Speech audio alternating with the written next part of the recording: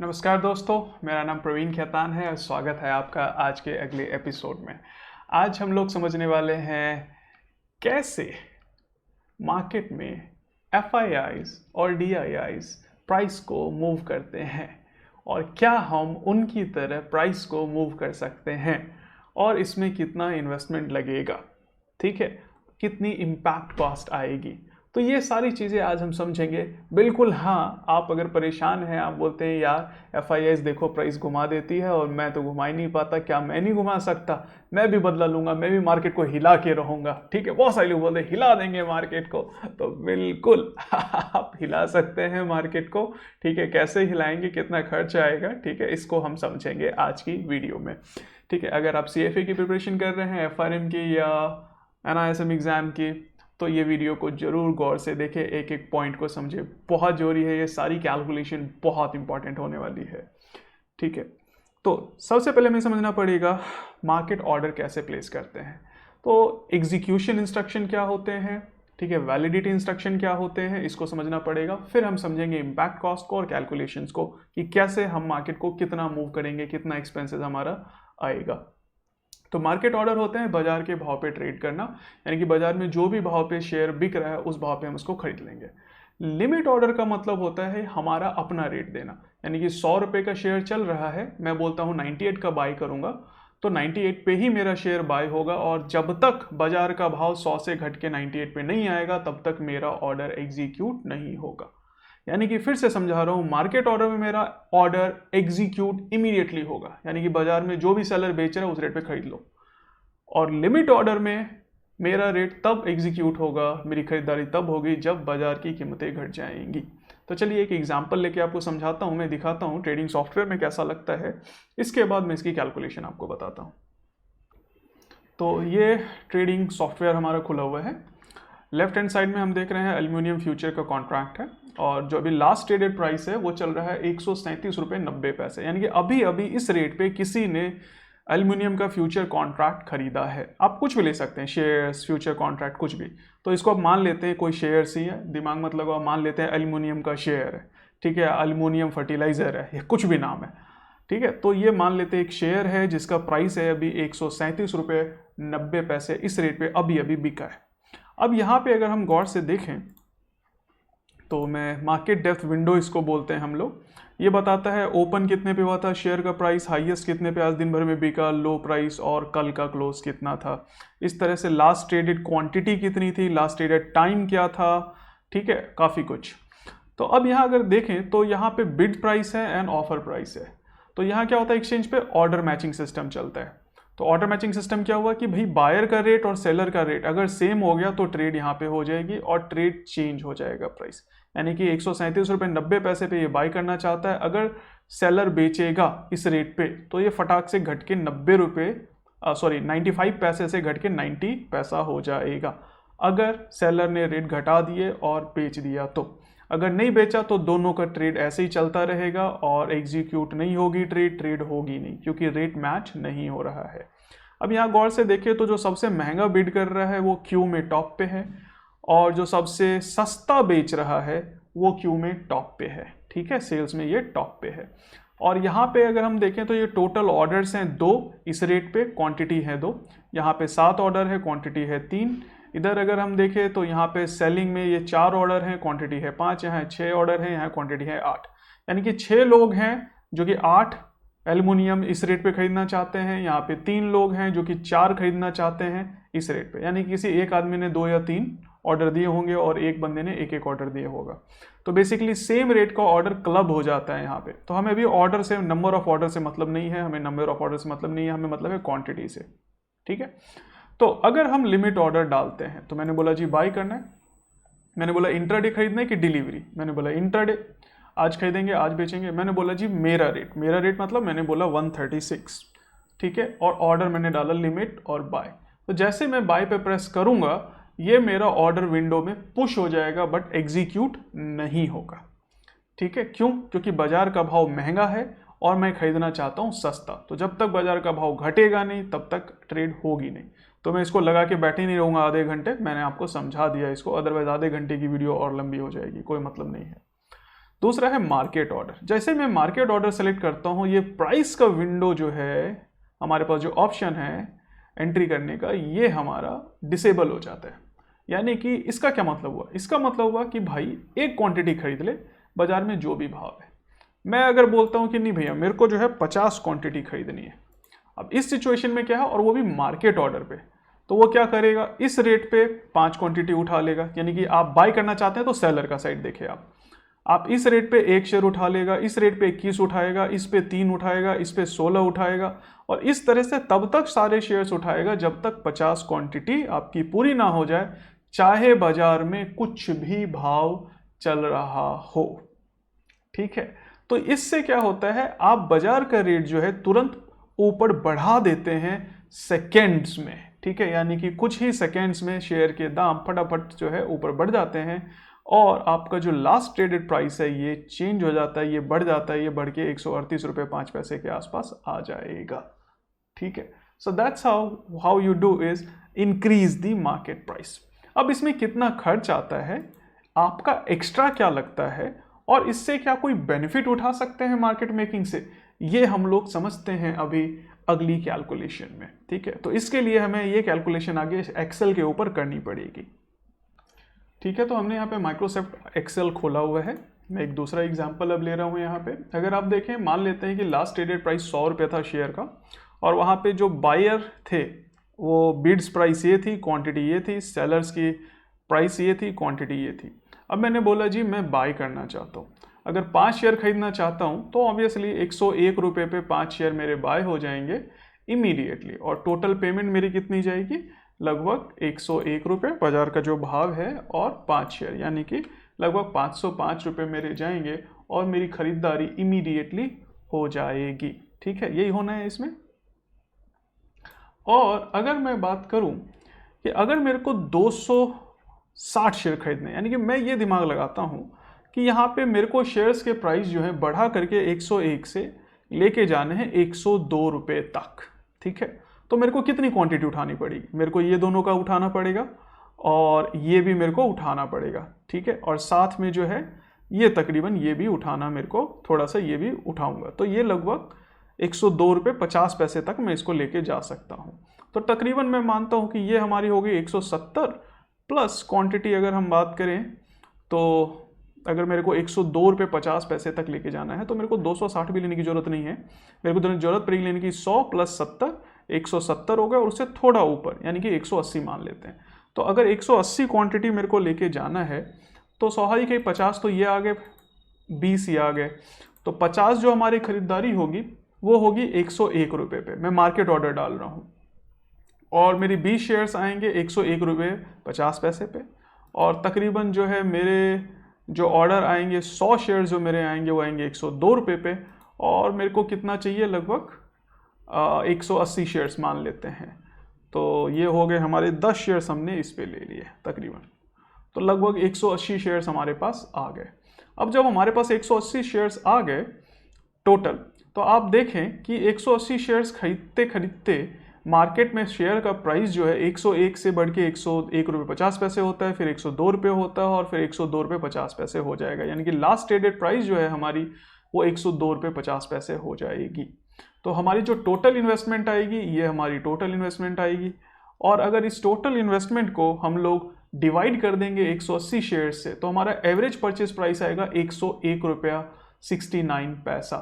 ठीक है, 69 पैसे आएंगे हमारे एवरेज बाइंग प्राइस, यानी कि टोटल शेयर जो हमने 180 खरीदे उसका एवरेज कॉस्ट क्या पड़ा, 101 रुपया 69 पैसा आपको एवरेज कॉस्ट पड़ा।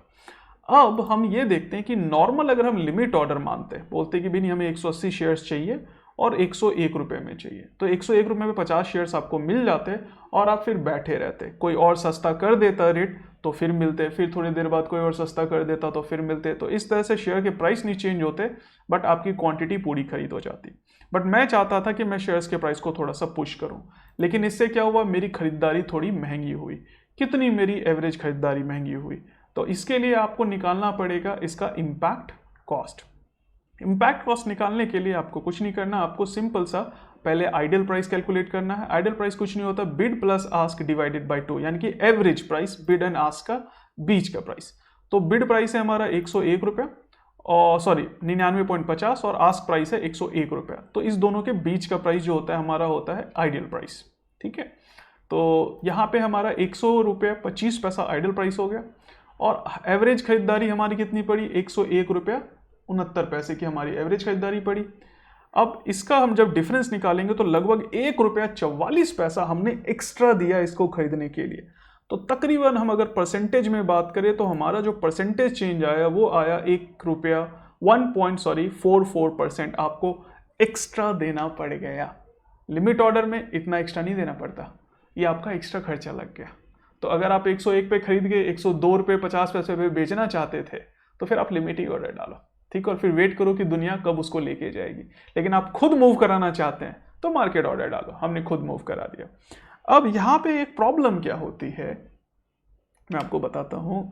यहाँ पे एक मेजर प्रॉब्लम होती है कि प्राइस मूव तो हमने करवा दिया, क्या इस प्राइस को यहीं पे हम टिका के रख सकते हैं? यानी कि इस प्राइस को यहाँ पे टिका के रखने के लिए, यानी कि 102.2 रुपये 50 पैसे पे तो हमने भेज दिया विद इन सेकेंड्स। अब मैं चाहता हूँ वहीं पे बना रहे, तो आगे जो भी सेलर्स आएंगे उन सबको आपको खरीदते जाना पड़ेगा ताकि वो रेट बना रहे, क्योंकि सेलर्स तो बेचेंगे, ठीक है, या बायर्स खरीदेंगे, तो आपको जो है इन सब का रेट जो है बना के रखना पड़ेगा, आपको बाय करते रहना पड़ेगा उस रेट पे बनाए रखने के लिए प्राइस को, तो और भी ज़्यादा पैसा लगेगा। यानी कि जितने लंबे समय तक आप 102 रुपये 50 पैसे पे होल्ड करना चाहते हैं उतना पैसा लगेगा। तो आप मान के चलिए अगर 4 से 5 मिनट आप होल्ड कर लेते हैं तो कई बार चांसेस होता है, खासकर सपोर्ट या रेजिस्टेंस के पास हमारा जो प्राइस होता है अगर सपोर्ट पे है और हमने बढ़ा करके 5 मिनट रोक दिया तो चांसेस है कि और भी ट्रेडर्स जो है मार्केट में आ जाते हैं, उसमें थोड़ा सा बुलिश सेंटीमेंट आ जाता है और लोग भी उसको सपोर्ट करने लग जाते हैं और लोग भी बढ़ा बढ़ा के खरीदने के लग जाते हैं, तो आपका पैसा उतना नहीं लगता है। बट एक बार की, यानी कि फॉर अ मोमेंट अगर आप चेंज करेंगे तो आपको जो यहाँ पे खर्च आ रहा है वो तकरीबन आ रहा है 18,305 रुपया, अगर इतनी सिचुएशन है मार्केट में क्वांटिटी की। तो यहाँ पे मैं जो हूँ इसको थोड़ा सा ड्रैग कर देता हूँ एक बार की, ताकि वैल्यू को लिया जा सके।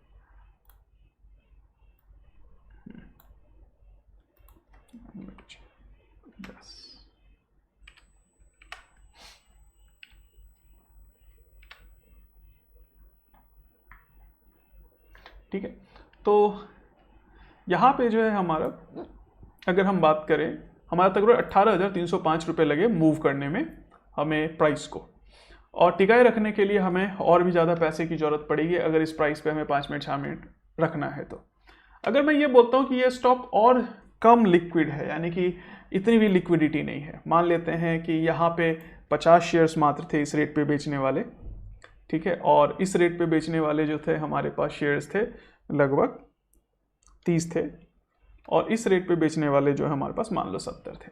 अब इस सिचुएशन में मेरे को अगर 180 शेयर्स लेके जाने हैं तो आप मान के चलो कि मेरे को जो है 30 शेयर्स 102 रुपये 50 पैसे में आ जाएंगे, और इसके बाद और भी शेयर्स हमें लेने होंगे, कम से कम 30 शेयर्स और हमें लेने होंगे, ठीक है। तो 30 शेयर्स जो अगले हमारे को मिलेंगे वो मिलेंगे लगभग 103 रुपये में। और एक सेकेंड, कमाल की बात ये होगी कि अब आप जो शेयर प्राइस मूव कर पा रहे हैं वो मूव कर पा रहे हैं लगभग 103 रुपये तक, ठीक है। और 103 रुपये तक मूव करने के लिए आपको जो एक्सपेंस करना पड़ रहा है लगभग सेम है, ठीक है, 18,345 रुपया। आपका एवरेज बाइंग कॉस्ट भी 101 रुपया 92 पैसा हो गया, बट आपने सेम अमाउंट से अब ज़्यादा प्राइस मूव कर दिया, यानी कि अभी आपका जो इम्पैक्ट कॉस्ट आ रहा है, पहले आता 1.44 के आसपास, भी आ रहा है 1.66। कॉस्टिंग ज़्यादा है आपकी थोड़ी सी, लेकिन आपने सेम अमाउंट से बहुत ज़्यादा मूव कर दिया। क्यों? क्योंकि क्वांटिटी यहाँ पे कम थी। यानी कि बायर और सेलर्स अगर मार्केट में कम होंगे, बायर सेलर्स मार्केट में कम होंगे, लिक्विडिटी कम होगी, तो कोई भी छोटा स्टॉक जो होता है खासकर उसको बहुत ज़्यादा मूव किया जा सकता है किसी डायरेक्शन में, मात्र थोड़ी बहुत इन्वेस्टमेंट से। 2-4 लाख 5 लाख रुपए हैं तो आप बहुत बुरी तरीके से शेयर्स को तोड़ दोगे, ठीक है, कुछ टाइम के लिए। उससे मार्केट सेंटीमेंट पे फर्क पड़ता है और लोग भी मार्केट में आ जाते हैं आपको सपोर्ट करने के लिए, सेम डायरेक्शन में भावनाओं में बहने के लिए आपके साथ, ठीक है। अब यहाँ पे अगर हम देखें तो हमारा इम्पैक्ट कॉस्ट क्या आया, हमारा जो एवरेज बाइंग प्राइस आई, एक मिनट यहाँ पे फॉर्मूला थोड़ा सा चेंज आ गया है, मैं दोबारा ले लेता हूँ। एवरेज बाइंग प्राइस, एक सेकेंड, तो हमारा जो एवरेज बाइंग प्राइस हमारा आया that is approximately this divided by this, यानी कि 101.92 मेरा एवरेज बाइंग प्राइस आया। अब अगर हम देखें तो हमारा जो इम्पैक्ट कॉस्ट आया ये आया हमारा 1.67 रुपीज़ का, परसेंटेज में देखा जाए तो 1.66% का इम्पैक्ट कॉस्ट आया। अब अगर हम देखें कि बाजार में भाव भी हमारा चल रहा है 103, ठीक है, और जो हमारा डिफरेंस आ रहा है लगभग इस दोनों में, हमारा बाइंग प्राइस में यानी कि हमारे परचेजिंग प्राइस में और बाजार के भाव में तकरीबन आ रहा है 1.08 का, ठीक है। चलिए अगर मानते हैं कि इस टाइम में कोई न्यूज़ वालों को हमने पैसा खिला दिया, ठीक है, ये मार्केट में होता है, और न्यूज़ वाले जैसे हमने एंट्री करी, प्राइस को बढ़ा दिया थोड़ा सा, और न्यूज़ वाले यहाँ पे आकर के आपको बोले 103 के आसपास अचानक से कि भाई ये कंपनी में ये धमाका हो गया, ये कुछ मिल रहा है, अच्छा रिवॉर्ड मिल रही है, इस कंपनी को कुछ अच्छा कॉन्ट्रैक्ट मिला है गवर्नमेंट का, और यहाँ पे जो लिक्विडिटी हमारी कम थी 30-20 50 शेयर की, सिर्फ 70 लोग थे 103 रुपये पे बेचने वाले। अगर यहाँ पे मान लेते हैं बेचने या खरीदने वालों का दाम जो है बहुत ज़्यादा आ जाता है, यानी कि अभी आपने इसको क्या किया, खरीद लिया, अगर बेचना चाहते हैं आप इसको और अचानक से बहुत अच्छी न्यूज़ आ गई और लोग जो हैं इसको 103 रुपये पे खरीदने के लिए तैयार हो जाएं, और कितने लोग तैयार हो जाएं खरीदने के लिए, मान लेते हैं कि भाई रेट जो है बायर 103 पे अब लेने के लिए तैयार है क्योंकि बाजार का भाव 103 हो गया है, यानी कि बाजार का भाव अगर 103 हो गया है हमारा और बायर खरीदने के लिए तैयार है, मान लेते हैं 400 क्वांटिटी, ठीक है। मैं इसको फिर से दिखा रहा हूं आपको कि अगर बायर हमारा लेने के लिए तैयार है, बाजार का भाव 103 रुपया हो गया है, चेंज हो गया क्योंकि आपने बढ़ा दिया है, और नए बायर्स इस रेट पे लेने के लिए तैयार हैं और न्यूज़ आ गई बहुत अच्छी इस कंपनी के बारे में, तो आप अपना 180 share with in a second dump कर सकते हो क्योंकि यहाँ पे लिक्विडिटी आ गई, और आपने जो खरीदा था एवरेज प्राइस 101.92 की आई थी, ठीक है, और अभी बाजार में 103 रुपये का भाव आपने बढ़ा के कर दिया है, और उसको डंप करने पे, लिक्विडिटी क्रिएट होने पे आपको 1.08 का इमीडिएट फ़ायदा हो जाएगा, बिना किसी नुकसान के आपको ये फ़ायदा होता है। तो लिक्विडिटी क्रिएट होती है मार्केट में, आपके मार्केट बढ़ाने के बाद आप उसको डंप कर देते हैं and you make profit out of that. तो this is a common strategy used by a lot of trading desk, FIIs, and बहुत सारी हाई फ्रिक्वेंसी ट्रेडिंग करते हैं वो लोग इसको यूज़ करते हैं। तो आज की वीडियो में आपने समझा कि कैसे आपका FII इस मार्केट को मूव कर पाती है मार्केट ऑर्डर से, इम्पैक्ट कॉस्ट कितना आता है, आपको लगातार होल्ड करके रखना पड़ता है, इसके अलावा आप इससे बेनिफिट कैसे उठा सकते हैं, इस सारी चीज़ों को आपने ये वीडियो में आज समझा।